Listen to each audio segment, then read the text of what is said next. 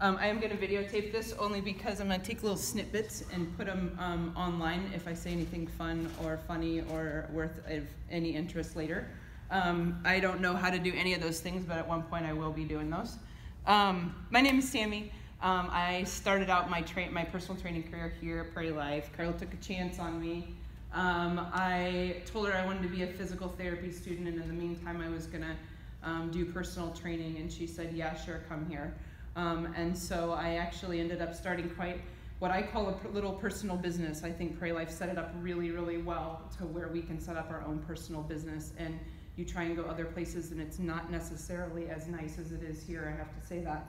And in doing that, it taught me a lot. It didn't teach me a lot about the things that we're going to talk about today, which is kind of what part of my mission is. But it taught me a lot about people, and it taught me a lot about what it's like to be one-on-one with someone for an entire hour. You can't get away. And whether that's comfortable or uncomfortable, or whether you guys are jamming or not jamming or whatever, it taught me a lot about people.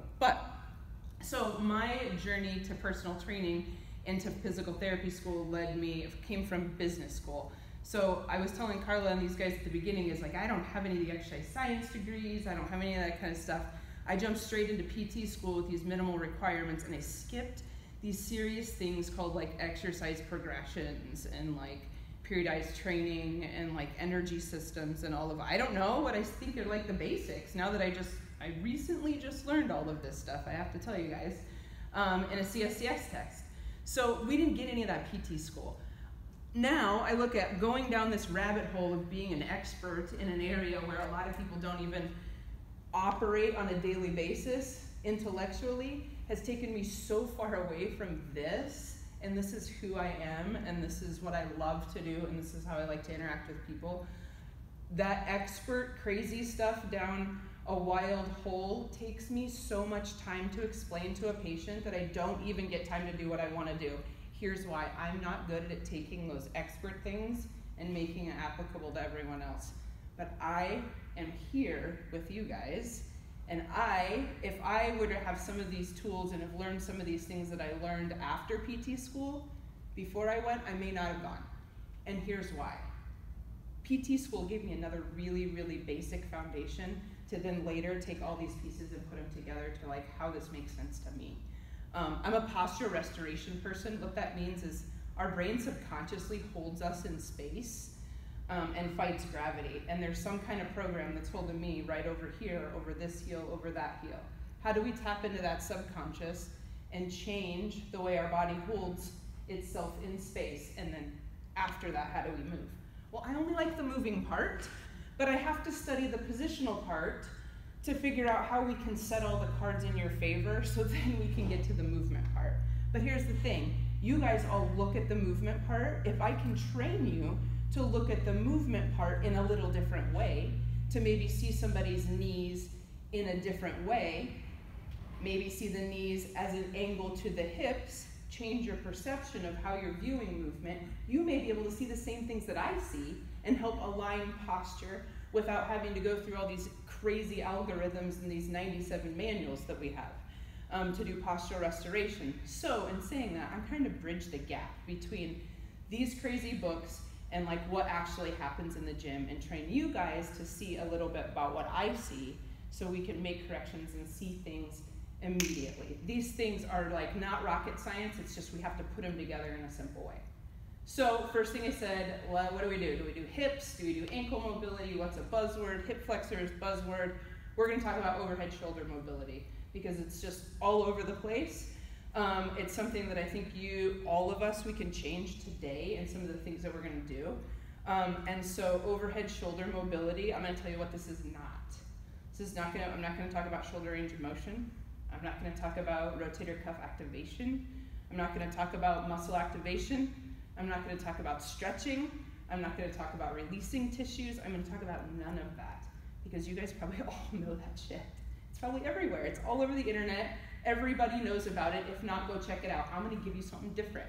We're going to look at overhead shoulder mobility from a different perspective. And then these simple principles you can apply to overhead shoulder mobility, or you can apply to somebody's having headaches.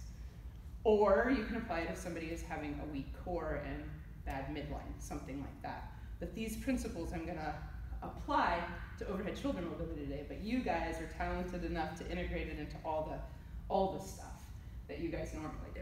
Cool? All right, I'm getting out markers. So I kind of defined what defines overhead shoulder mobility. So I say it's three things. First, I say it's our position. So that means the position of our spine and the position of our rib cage. So that's what we're going to look at today. Spine and rib cage position. Number two, I say that it has to do with breathing. So if you think what happens inside our rib cage, what happens as we breathe, oh my gosh, yeah. Breathing is, if we have dysfunctional breathing, if we don't breathe, if we're overinflated, if we don't know how to reel our air out, we're basically on this marshmallow, like we'll call it a deflated Swiss ball, while we're trying to put anything over our head or raise our arms. So breathing. Three, what do I have for three? Oh, this is a big one, and it's gonna change your thinking. You're gonna have to kind of reverse your thinking. We're always thinking about activating muscles. When you go down in your squat, you wanna turn on those glutes. We wanna make sure our glute mediuses are strong enough to keep that external rotation. We're thinking about activating muscles. I'm gonna make you think about shutting muscles off. The only way that we can get in a good position is if we don't have bully muscles that are pulling us out. So we're gonna look at it differently. So guess what? I'm not gonna turn anything on. We may turn a few things off and you may get a better overhead position. So it's a different way to basically skin the same cat. So I say overhead position depends on those three things. You can apply mobility, you can apply all of that in this, because if that is a problem, if you really do have tight tissues, then that's gonna prevent all of these things from making it feel good or look good. But we don't really even know if it's tight tissue or not if we haven't kind of made sure all these ducks are in a row. So, breaking that down, those are kind of my objectives. So we're gonna start with position. I said spinal position first. So spinal position to me is in 3 planes. Let's talk about the super easy plane first. We'll say that's our thoracic spine, that's our lumbar spine, that's our neck, and that's our head. And I draw it that way because that's the way most of us are. And most of us are that way because we have a little bit too much lordosis in our back.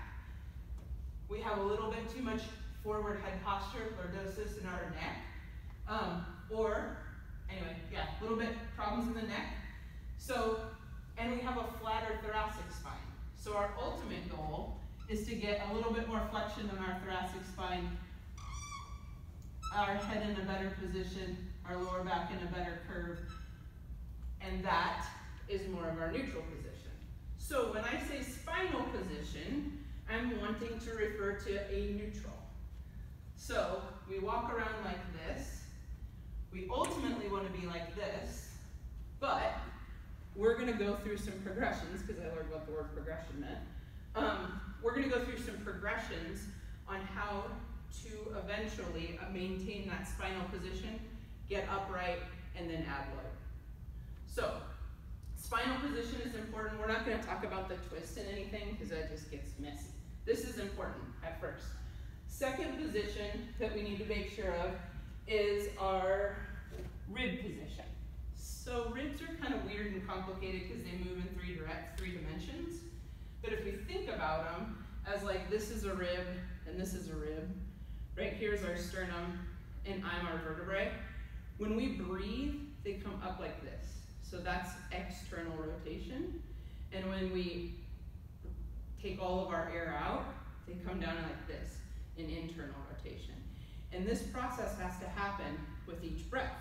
Now, this is super easy when we're in neutral. But as soon as we add any kind of extension to our thoracic region, we limit the ability for this to go down. So we go, if we're extended in our thoracic, we come up, we hang right here. We breathe right here. We don't ever get to fully depress our ribs because we have to have some thoracic flexion to depress. So, in saying that, we gotta look at the rib cage. How do we set that rib cage so that we're not flared out here, we're all the way at the bottom? And why? Why does that even matter? It makes sense because we want this nice tight pillar, right? But it's also gonna give us some neurological benefits too, that's gonna help with overhead position and turning those muscles off. Neurological component is the component that turns things off. All these positions is like staging the environment, per se. So, ribs also are gonna have to, so they go like this, and then when we rotate, this one comes up and that one goes down. And then when we rotate this way, this one goes up, that one goes down. Whoa, mind blown, in and out, doesn't matter. What we wanna do is we wanna get to neutral. So I don't care if you're stuck here, or if you're stuck here, we wanna get to a neutral. So we're gonna reset the rib cage by bringing them all the way down. And that's what I'm gonna refer to as position. So spinal position, rib cage position. Breath. Breath is our next one. Okay, so breathing is so awesome, and I didn't learn about it until just recently, but it's one of the only ways we can tap into our autonomic nervous system, which is the fight, flight, freeze system, the one where you go into maybe an intersection, you have to slam on your brakes and you get tingles in your toes and yada, yada, yada. Anyway, it's great, keeps us out of safety, keeps us safe, yada, yada. But what if our system's always running in the background just a little bit? The autonomic system is just a little turned up. We have anxiety. We feel like we are under pressure. Anything, tension. I'm sweating right now. I probably have autonomic nervous system response, right? So, this system right here says I have a quiet autonomic nervous system. This system here says I have tension. We want tension sometimes, but we don't want tension all the time, okay? So, in order to get our arms overhead without shoulder impingement and squeezing on that acromion and grinding on our rotator cuff, I need to relax some muscles to allow the freedom to go up. That includes relaxing my autonomic nervous system. That kind of makes sense. So, breathing is the way that we can have a window into that. Positioning is one. Get our body into a non-threatening position. Breathing. Two. Happens in the brainstem. Happens in the brainstem along with heartbeat, all those other kind of things. If we breathe, we can allow our system to tap into that subconscious breathing, where we quiet all of the noise down that's going on with me going and having accessory breathing. We quiet it all down, and the only thing that breathes is the diaphragm and the respiration muscles. And that's the ultimate goal of using breathing to quiet the nervous system to have a neurological response. We're also saying breathing is really good because it's going to get the rib cage in the right position. But for that autonomic response, where now our rib cage is one and our arms are each separate from our rib cage. When they're connected autonomically here and there's tension and we can't separate our breath from our arms, then these are all one. The goal is to show the rib cage that you breathe, turn off bully muscles, which we'll go through. Each muscle that we turn off that's a bully muscle, we get more freedom up here in this position and we turn down all of our tension. Breathing. Everybody with me? I should probably take a breath. Let's all take a damn breath. Woo! These are my cue cards so I can see. So, breathing's going to inhibit. Yeah, go for it. Any chance you can use a darker marker? Yeah, I don't know. Let's try black. Let's try black. Yeah, I didn't know if it was just because of my angle. No. Well, and the wall's green. That was really dumb. The background You're of the smarter wall's than that, green. Sammy. I am. I thought red was a little aggressive, but so breathing's going to reset our neurological system. 3 breaths is to for it so everything can shut up. 4 breaths, 5 breaths, 6 breaths are going to get into actually quieting everything down, and we're going to go through it. We'll go through it. What are the bullies? Okay, I need Carla stand up because I'm going to pick on you. So I'm going to go through these bully muscles in order. And we're going to come over there or no? No, you can start right there. So in this order, these are the bully muscles to what I say quiet respiration, meaning that we just use our diaphragm and our ribs to breathe and we don't use anything else. These are also what help us stay upright so we don't fall. So I'm going to go through these in order and you're going to kind of do the motion if they were tight. So show me if you had tight hip flexors. So if you have tight hip flexors, you're going to stand like that. Stand like that. There you go. All right. What's the next one? Erectors. So your back erectors are tight. So you're bent over because your hip flexors are tight. These babies are tight, so now you're up here. Oh, I'm adding on to it. Yep, add on to it right there. Yeah, sweet. Let's make lats. I want your lats tight. Pull this back like this. Yeah, they're super tight. Sweet. Now I need your pec minors tight. So that's gonna go. We're gonna roll those shoulders in. You gonna picture this anyway? And all of that, keep all of them tight at once. all of that makes your neck flexors really tight. Okay, stand up straight while okay, cool, relax, relax. The point is every single one of those helps us breathe. It helps us breathe to some extent, and the more lordosis we have in our back, the more these turn on. So you can see, I have a tight right hip flexor. I know it, so I know I'm always pulling this way. It's stupid, but oops. So I pull myself up. And I'm okay with this because my body's balanced it out. If you both have two tight hip flexors, we'll say the hip flexor is the problem. You're gonna walk around like a monkey. You're gonna go up here. And now you got a badass booty. But what that does is it turns tension up all the way up the system. And anytime your hips create that lordosis, we use these to breathe. Okay? So, thanks. So if we can imagine that all of these are on every time we breathe in, and as we breathe out, they turn off. How do we breathe in without using those, right? That is the question. So we're doing it subconsciously. We're doing it subconsciously also to help keep us upright. So we're fighting gravity while doing this. So if I laid Carla down on the ground where there's no gravity and was able to test her hip flexors and her lats and her neck flexors here, and then while she's laying down, so much less while she's laying down. She doesn't have to hold herself up, right? She just gets to lay there. So it turns everything down. So the point is, that's a great position to start, to turn everything down. So, we're gonna turn down the bully muscles. Let's go back here. I'll grab a towel. She's wound up.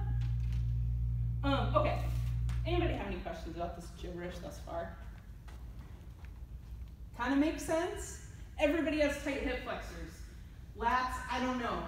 Can we figure out that we have tight pec minors? Yeah, anybody has protracted shoulders in here? We get lacrosse balls in here. We do stretches. We even do pec exercises to open them up. Yes. Now I'm going to show you how you can actually get your brain to release each one of these through breath. Then you can go ahead and stretch them. The brain's always keeping these on when you breathe. No matter how much you stretch them, you're never really going to get a release. So, through breath. We're going to do it through positioning, like I said, spinal position, rib positioning, and breathe. So, here's the easy part where you guys can follow along because this makes sense to you for exercise progression. We're going to start gravity eliminated position. That would be you laying on the ground. Like that. So, spinal alignment looks pretty good, right? In that position, if we have a curve here, and we have a curve here, that are too much. Really easy in this position to just flatten them down, right? A lot harder when you're standing up because you don't want to fall. So, I'm going to tell you that this curve and that curve are the same. And I say the same as they have to be 30 degrees of lordosis in order to be neutral. So is it a coincidence that that has to be 30 degrees of lordosis and that has to be 30 degrees of lordosis to be neutral? Not a coincidence, just freaking handy. That's real handy. Because it also tells us there's the direct correlation between the two. So when that gets bigger, that has to get bigger. When this gets smaller, this should release. So we're going to play the game, tug and pull. Whose neck is tighter, whose back is tighter, doesn't matter. We're going to go at both of them and decrease both those curves because we know that they both relate to each other. Easiest way to do it is laying down. Sweet! We don't even have to fight gravity. So you get your client in this position, and you just say, push your back down, and make sure that neck comes down and back. They go back, they go together. You can't pull one and have one wind up, and then flatten the neck and have the butt wind up, and then flatten the butt and have the neck wind up, and I can do them together because they both go together. So, now we go from gravity eliminated, so now we're going to go to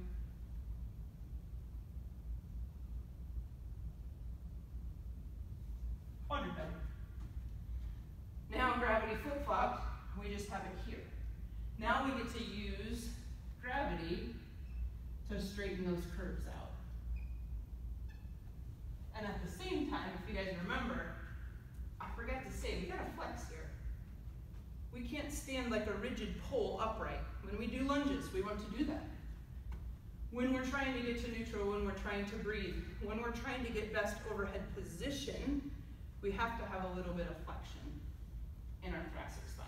So, hard to get it here because the floor is here. Easier to get it here because we have some space. The goal isn't to like bend that thing in half. The goal is to turn our tension down here and here. Because as soon as that happens, the curve happens and our arms float up. Everything's free, okay?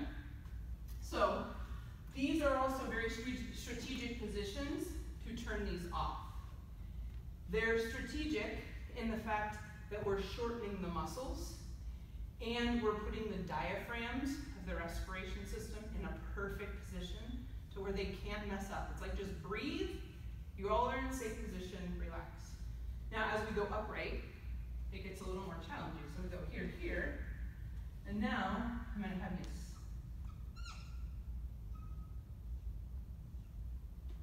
sit in a position and grab onto something like this. It's going to force us. Aggressive curve right there. Aggressive right there. We're going to take it and flip it the other way. We want flexion everywhere. That's aggressive. It also, we go upright, so now we're upright with gravity. So, that's the next one. Last one, because everybody likes extreme.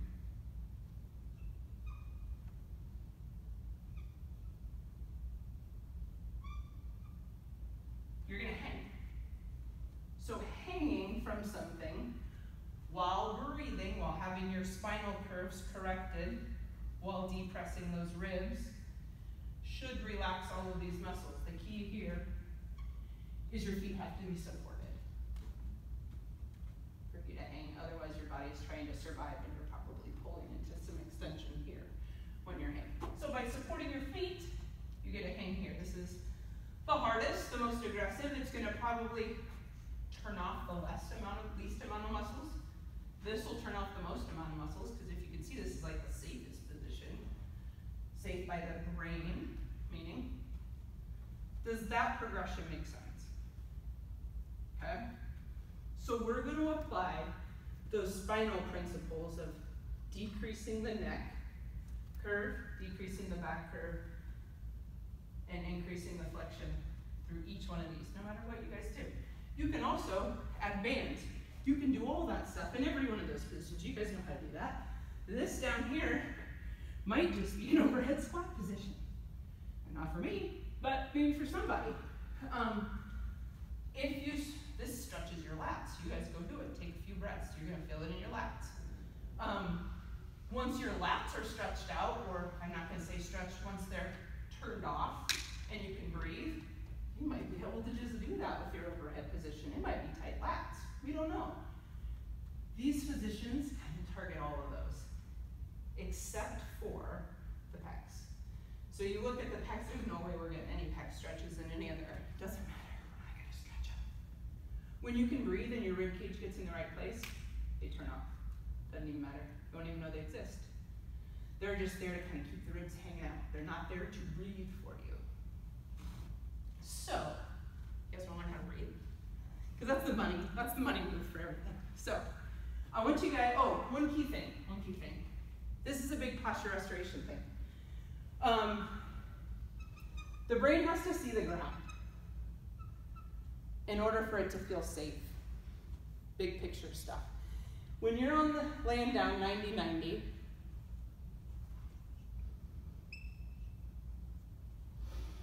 you have a heel right here on the ground. You have a hip right here on the ground. And then you have the other side too. So right, left, right, left. That's 4. 1, 2, 3, 4. Your brain can now see, cool, that's on the ground, cool, that's on the ground, I'm safe. We're gonna add a ball in between your knees all the time. And that's because this is a very strong system, but that is a greater network. And that network tells your brain that you're safer. So safe means you're on the ground. This has 1 point of safety, 1 point of safety, 1 point, and 1 point. So there's 4 points. Now if we add a 5th point, they all can talk to each other. So, in all of those, to make this truly what I call posture restoration and getting that neurological benefit is here, when you're laying 90-90, we'll put a ball or a towel. Here, we put a yoga block between your knee. Here, you can put whatever you want, something squishy, depends on how your hips are. And this one here, foam roller, anything. Nothing of weight, of course. It's just so your brain can create, instead of a 4-quadrant, it does a 5-quadrant and can see the ground a little bit better. The better it sees the ground with these legs, the more it's going to shut those up. That's where the inhibit comes. It's a brain thing. Brain will shut those off. It found the ground. Spine is in the right spot. Off. I'm going to throw you guys all these. So sit like this guy. Jeremiah, right? Yep. Whitney.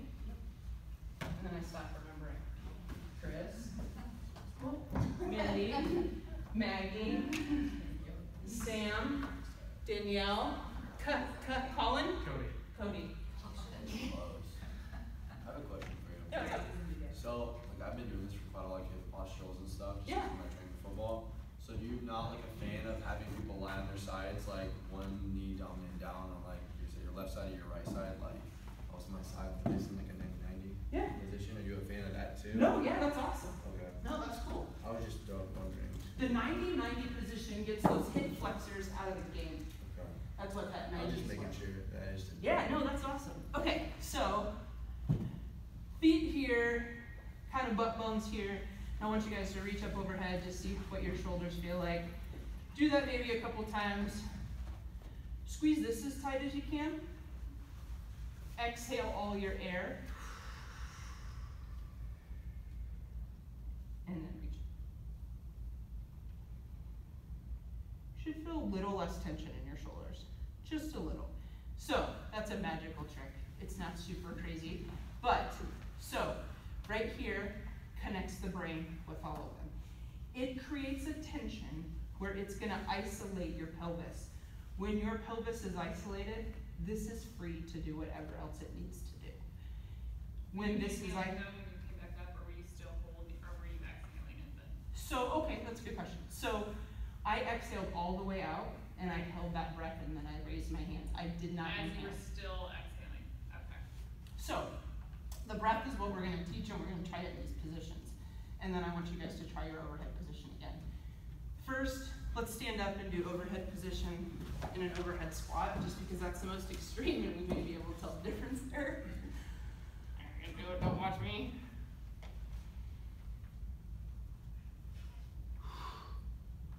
I got crazy tension in my neck, that's just all I can think about. Did you guys try?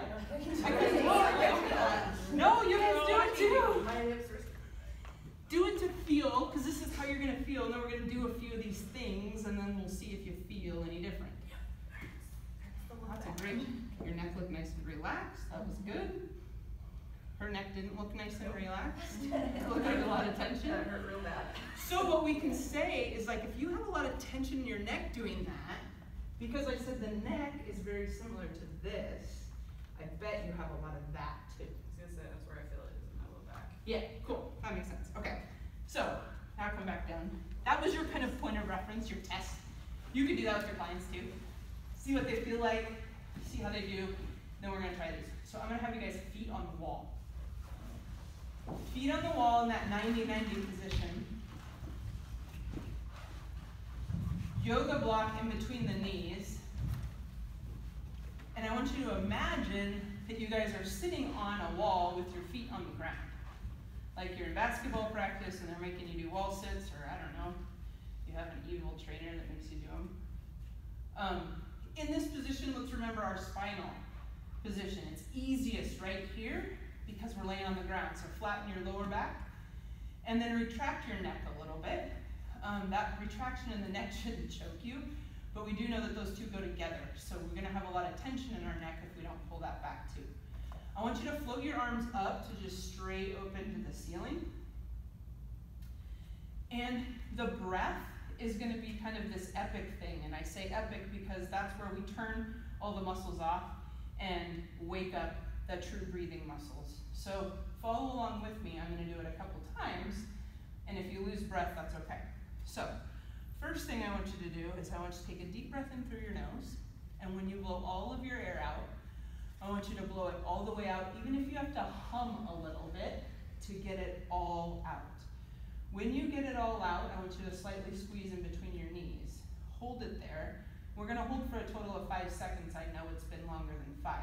I want you to relax and take a big deep breath through your nose. It should feel air all the way into the top of your lungs, top meaning up by your head. So we're gonna do it again. This time I want you to breathe all the way out, get all of your air out, ribs are depressed all the way out towards your hip bones. You're gonna pause there, and you're pausing for 3 to 5 seconds of your own count. When you get to that 3 to 5 seconds, relax, breathe in through your nose. And your arms should float up over your head a little bit more. If they don't, float them a little bit further, raising up towards your head. And then I want you to exhale again. When you exhale again, I want your ribs in the back to go all the way down to the floor, pressing on the floor as hard as they can. As you breathe in, I want you to reach towards the ceiling. Reach as high as you can, but keep those rib cage down towards the floor.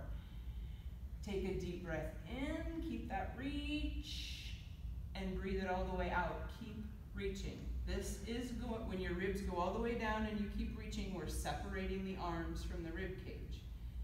Rib cage should be sinking lower and lower with each breath. So give me one more breath all the way out. As you breathe all the way out, I want you to squeeze that yoga block in together. Ribs are depressed down. Pause. 1. Good. Deep breath in through your nose and reach with your arms up. Good. And you guys can relax. Keep those yoga blocks in between your knees and then just take your arms straight up over your head. See what you feel. Some may feel some tension in your neck. Some may feel there's still a little bit of a stop. When you reach your arms up over your head, do you feel your lower back extend? Do you feel your mid-back extend? Do you feel tension in your neck? That's kind of where you guys take a look, assess up your spine, where you're feeling tension. Because in this position, if your spine is perfectly aligned, your arms will float up. So what this is telling you, we've got a curve off somewhere. So too much curve in the lower back is pulling that neck forward. Not enough curve in the middle back, maybe preventing it. But guess what? You guys are laying on the floor. Of course your middle back is flat as hell, right? It's not curved. So we still have potential now. Good, you guys can relax and get into a position. We have potential now to get a little bit more range overhead because we haven't even looked at that curve in the middle back. So I'm going to have you guys flip over. This is my favorite one. We're going to skip from this one.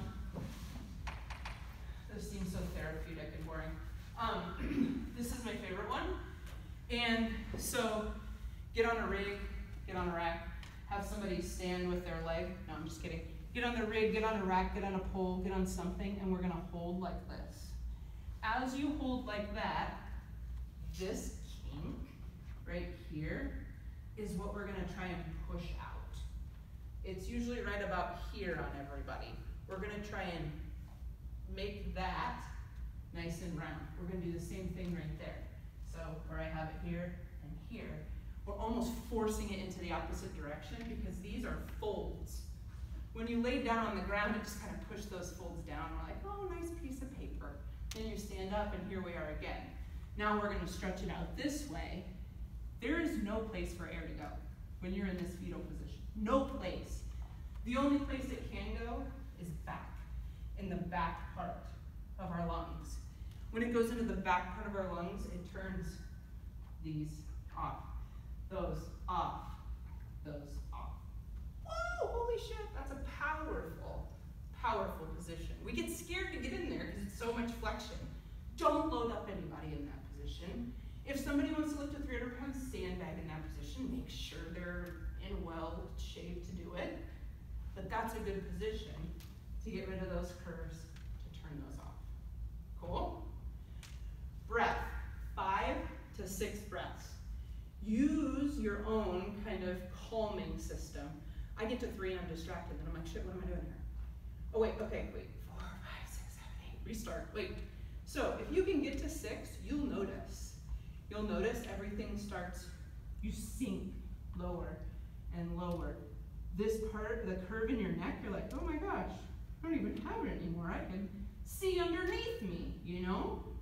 And you sink lower and lower and lower into your hips. And when you sink, that is when these are turning off.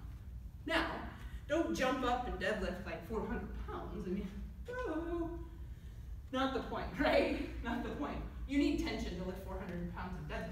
But these are kind of for that general applicable public that comes in sitting at a desk, driving a car. What you guys do all day long, working out. What if you work out at 2 o'clock in the afternoon and you don't get a chance to stretch or unwind yourself until 9 o'clock at night? You may be walking around all day just like you were deadlifting 400 pounds even though you're still training because you haven't found a way to kind of unwind yourself. If that makes any sense. I don't know how much time I have. I've already sweat through my whole t-shirt. Anyway, you guys all know that about me. I've always been sweating. I know. I have a question. Yeah. So like with your breathing progression, are you a fan of using balloons? So balloons. Balloons are a targeted postural restoration invention. It's gone out crazy all over the world. My take on it is, let's think about this. What muscles do we use to breathe out? We use all these accessory muscles to breathe out. Our diaphragm actually contracts when we breathe in. So if we're using a balloon as resistance to blow out, we are strengthening the muscles of exhalation. We get hypertrophy of the muscles of exhalation.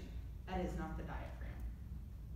The diaphragm is what breathes. So balloons from a breathing perspective, they aren't addressing the diaphragm, but they are forcing those ribs into that internal rotation, getting that rib cage set to neutral, getting us in a position that now frees our lats so we can raise up. Does that make sense? Yeah, I've heard both sides of it. I'm sorry, what was your question? Balloons. Using a balloon for training with breathing. Oh, okay. So the back pressure of the balloon is great for the nervous system, but the force that we repeatedly use over and over again creates a motor pattern in our brain that we're using muscles to exhale, when truly we need to train the diaphragm to inhale. Make sense? How do we get the diaphragm to inhale properly? Shut I've up. always had problems blowing up balloons. Like I can't do it. You what? I You like can't. No. No, that's a true thing. Okay, that's awesome. Yeah, I have major problems blowing up a balloon, and I mean I can do it, but it takes. I mean it's bad. I usually just let someone else do it because I can't do it. It's embarrassing. I am openly admitting it right now in front of everyone. I am really proud proud of you, and we can take care of that. I use about 50 of them per party set. No. Anyway, this is an experiment. This is the first time I've done this. I have this set up at other Pray Lives too with other trainers. I want to geek out with you guys to whatever extent you want to geek out with me. If you guys don't want to show up, that's cool. If we have 3 people, that's cool. If you guys bring topics to me, that's cool. If we bring balloons and watch Carla, I'm down with that. But what's wrong with me is my question. Oh, so that's my question. How do I, like, what is wrong with my grief? Like, obviously something's not connecting. Yeah, I would have to look at maybe some things. I don't know how long it's been going on. I mean, I haven't tried it multiple, maybe I can do it now. Yeah. I'd have to ask some questions. And then just get you in a little different position and I bet you could. Yeah, exactly. So, if you had this knowledge when you were in our positions, how would you incorporate that into with your clients? Thank you so much for saying that, because that's where I get lost and I forget to do that. So, someone who has tight hip flexors, and by tight hip flexors, you can usually see them. You can put them on the back. I'm gonna touch you because he's doing very tight back there. But a lot of guys are super tight back there. Girls are super tight back there. People that stick their butt out. You can tell by how I'm standing. Because your neck was tight. I was like, this isn't gonna be good. So I use these as a pre-exercise. So this is getting people in a, who knows what they've done all day? Who knows how they slept? Let's get them in a little bit closer to neutral position somehow this way, while we hear about their day, while we hear about their body, while we do whatever. Because we know when we're doing this and I'm teaching them to breathe, that we're gonna start here with whatever we're doing. We're gonna start closer to here than we were to here when we walked in. Another thing you can do is people that are in pain, and I say pain because pain is something that now I have a license to treat, but everybody has it. Jesus, let's all take care of it, right? So if anybody has any pain, most of it's tension. Somebody comes in with a headache, let's turn down your neck tension. Somebody comes in with lower backache, hip ache, something like that. When you start them this way, you will get more authentic movement and authentic progression going forward, because the system is now working better. Does that make sense? And for people that overtrain, it's something to apply to them and say, you need to do this every night before you go to bed. Obviously not to hang like this, but prescribing this with some breathing, prescribing that with some breathing, ends up being really good. People will tell you when they have tension. People will tell you when they have pain. This maybe could be a tool in your toolbox to treat their pain, but knowing in your brain what you're doing is you're actually getting them in a better spine position. You're teaching them to breathe. And now whatever you guys do with them, it's gonna feel so much better. Whatever you had written down on your paper, once you do some of these, if they're wound up, that whatever's on the paper is gonna be way better. But that's kind of that assessment you get at the beginning too. Try some things out yourself. I shared this with Nick, the what do you call you? Yeah, so many words. Anyway, and he started applying with some of his clients. He had 2 clients that had SI pain, and he started applying it with some like kettlebell bottoms up, and then he did some resistance band stuff too, to maybe like isolate up top here. I said, yeah, man, I love all that stuff. I just know the basics. I know the basics and I know what it does to the brain. You guys are the creative ones. Throw ankle weights, mess around with it. This is a super safe position, super safe position, super safe position. So does that kind of make sense?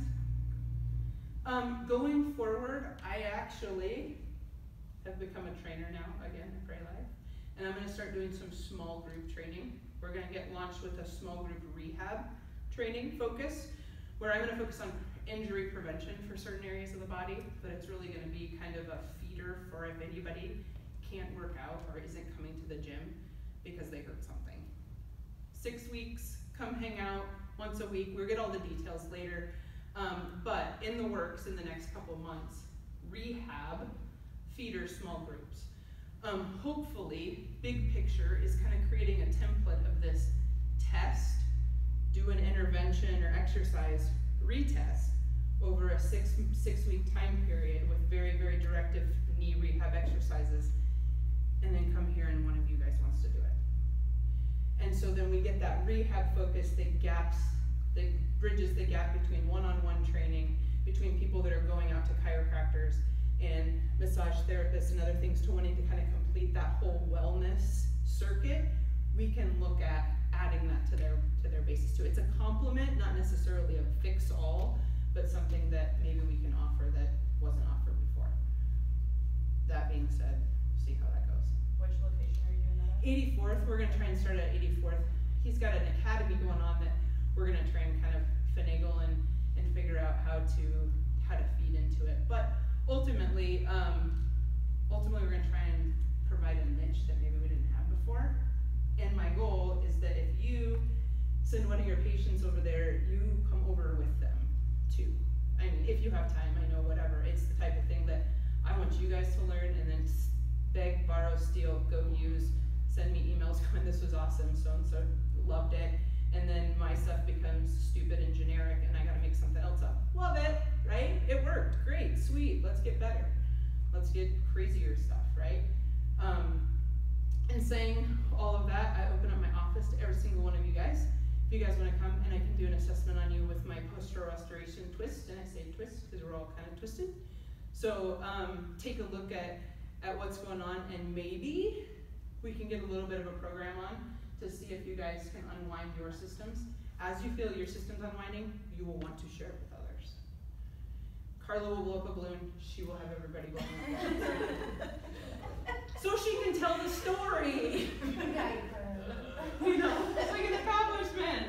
So I'm gonna pass out my card. It's been years. I usually have some in my bag.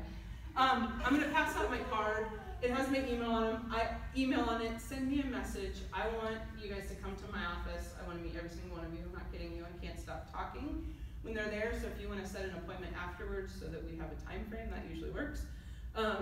But also, I have a PDF of this that I can send out so you guys can reference if you want. I always say I'm going to give you too much information, and I'm going to talk maybe 1 to 2 levels over your head because I want you to think. I want you to think differently. And if I don't talk over your head and you understand absolutely everything, then I suck in my freaking game. Go back to the books. Cool? Awesome. Thank you for letting me exercise myself in front of you guys. Thank you, Sammy. Let's see here. Oh, the floor still shakes. Yeah. It's not just me. Yeah. Yeah. Years later, it still shakes. That washing machine's powerful.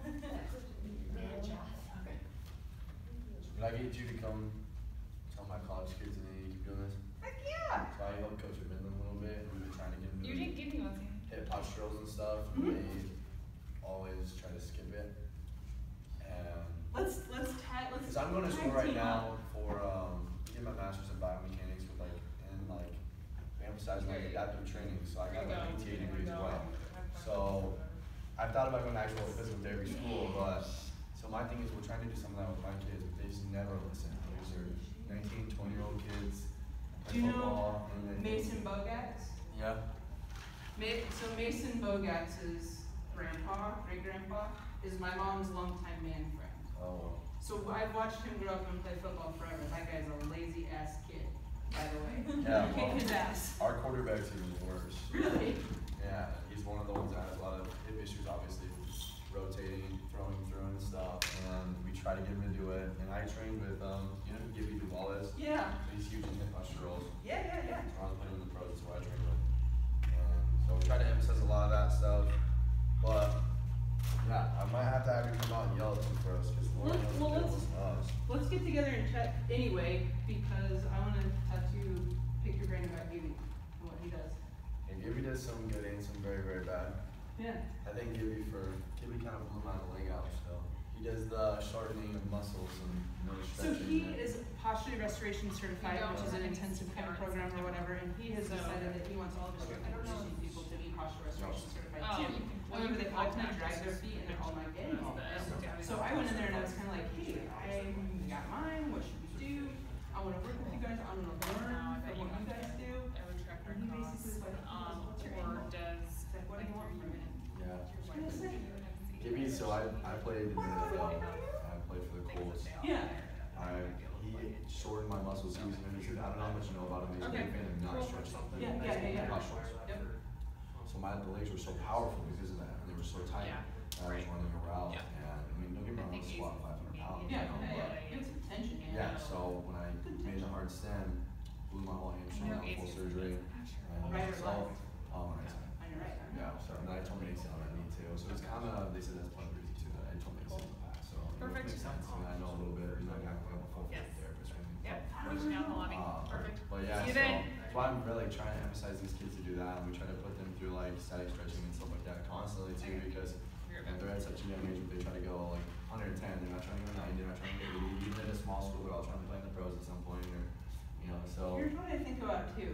We gotta find a way to trick them and to fool them to thinking that they're doing something that they always do, but we've put a little twist on it, whether it's PRI or whatever, to turn their neurological system down or whatever, to trick them into thinking it. I call it a money move, but I haven't figured them out yet.